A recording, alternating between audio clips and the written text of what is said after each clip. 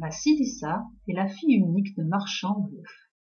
Avant de mourir, sa mère lui a confié une poupée en lui recommandant de la garder précieusement avec elle, de ne la montrer à personne et de lui donner à manger lorsqu'elle-même aura besoin d'aide. Le marchand se remarie avec une veuve qui a déjà 2 filles, lesquelles se mettent à jalouser et à tourmenter Vassilissa. Celle-ci, en cachette, raconte ses malheurs à la poupée, qui la conseille et l'aide en réalisant les travaux pénibles à sa place. Un jour, alors que son père est parti pour un long voyage, la méchante belle-mère envoie Vassilissa chez la sorcière cannibale Baba Yaga, sous le prétexte de lui demander du feu que ses filles ont laissé s'éteindre. La poupée la réconforte et lui recommande de l'emporter avec elle. Sur le chemin, Vassilissa rencontre successivement 3 cavaliers, l'un tout blanc à l'aube, le second tout rouge à l'aurore.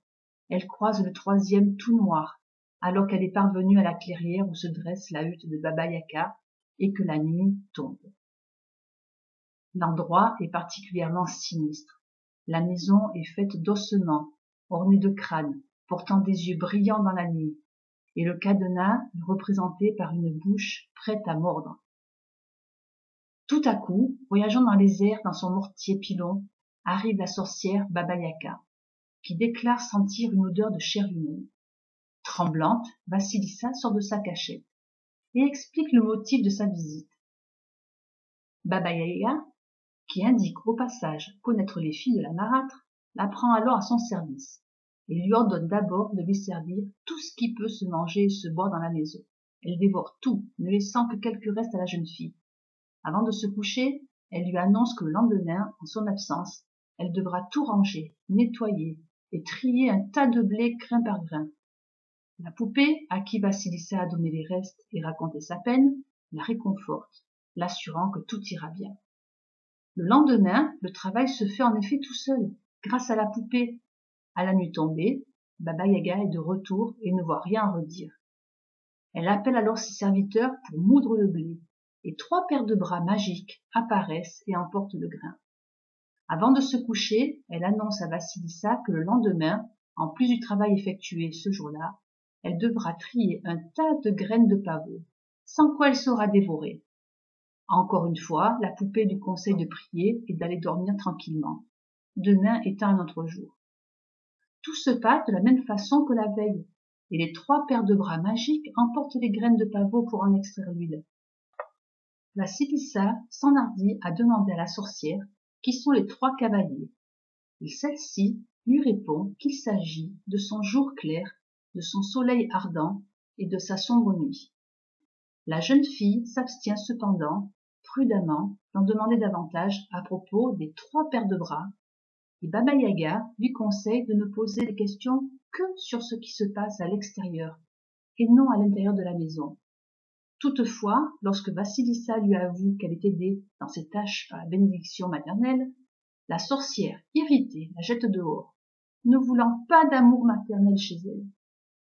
Mais non sans lui donner, malgré tout, un crâne aux yeux ardents, planté sur un bâton, puisque les filles de la marâtre réclamaient du feu. Les yeux du crâne éclairent le chemin à travers la forêt que Vassilissa retraverse de nuit. Elle chemine encore un jour, puis veut jeter le crâne, pensant que les 2 filles auront trouvé du feu entre-temps. Mais le crâne lui-même lui ordonne de ne rien faire, et de le porter jusque chez sa marâtre. Lorsqu'elle arrive à la maison, plongée dans le noir, les yeux du crâne se fixent sur la marâtre et ses filles, les poursuivant partout et finissant par les consumer.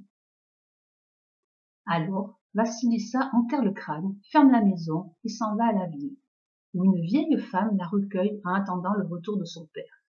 La jeune fille, toujours aidée par sa poupée, se met à tisser une toile de lin extraordinairement légère et solide, et propose à la vieille d'aller la vendre au marché. Mais celle-ci est d'avis qu'une telle toile ne peut être offerte qu'au tsar, ce qu'elle fait pour recevoir des cadeaux en échange.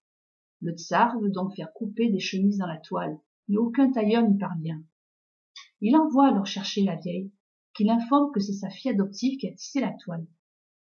Le tsar ordonne que celle-ci couse elle-même les chemises.